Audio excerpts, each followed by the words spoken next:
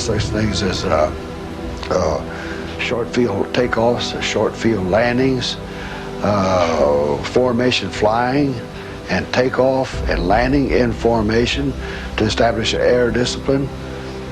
We taught them aerobatic maneuvers, which involved stalling, looping, rolling, spinning, how to recover from a bad configuration if you ever got into it, like a spin recovery.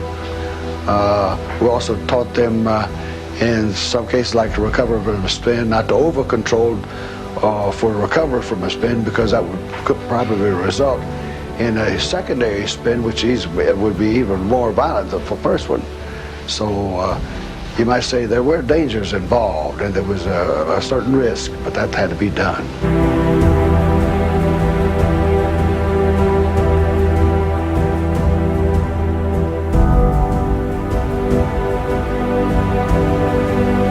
The first weekend that I went out with my friends, cadets of the U.S. Army Air Corps, we went to a restaurant, small restaurant, and we ordered hamburgers, something like that, and they came and brought us the hamburgers. So all of a sudden I look up on the wall, there was a sign that said, "No Mexicans, no dogs allowed."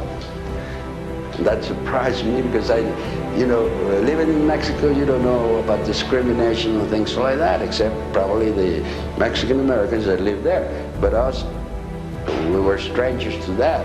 And that surprised me, and I said, "What's that sign? That means me." I told my friends, "I'm getting out of here." They said, "No, no, no. Wait, we called the owner."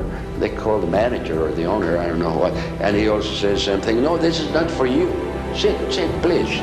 Forget about it."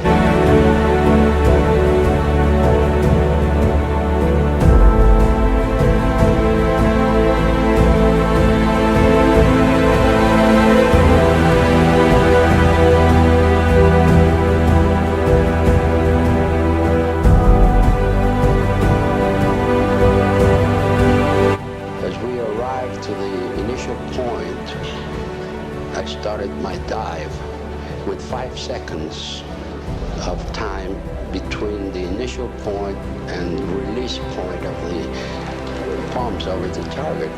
As I put my airplane down, I saw all these tracers coming at us from the artillery of the Japanese, as if they had been waiting for us. And it was supposed to be a surprise mission, because we couldn't talk on the radio, nothing. But finally I dove and dropped my bombs and pulled out. And as I was pulling out with a tremendous speed that I had gained, I got up to about 6,500 feet and turned around, and I saw the explosions of our bombs over the target, which was tremendous. And I felt very satisfied. So we did hit him right on the spot. And I was waiting for my wingman to join me, and was I surprised that the one that joined me was the second leader of the second element, Captain Moreno Arreola, and he was waving his microphone at me like saying, "I want to talk to you." So I grabbed the microphone and I said, "What's happened?" He said, "They hit Cacho." Cacho was the name that we used to call Vega Santander.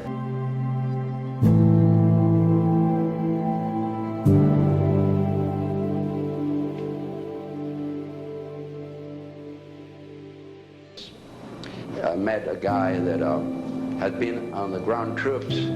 His name was Tony Aguilar, and he said, "You were one of the pilots that flew in the 201?" "Yes, I was. I saw you when you were bombing strafing ahead of us, and I saw the flag, the Mexican flag, and I would tell my friends there's the Mexicans flying. They wouldn't believe it." I was a soldier and I received orders. And I repeat, it was a great honor. As a Mexican, it was a double honor to do something for my country.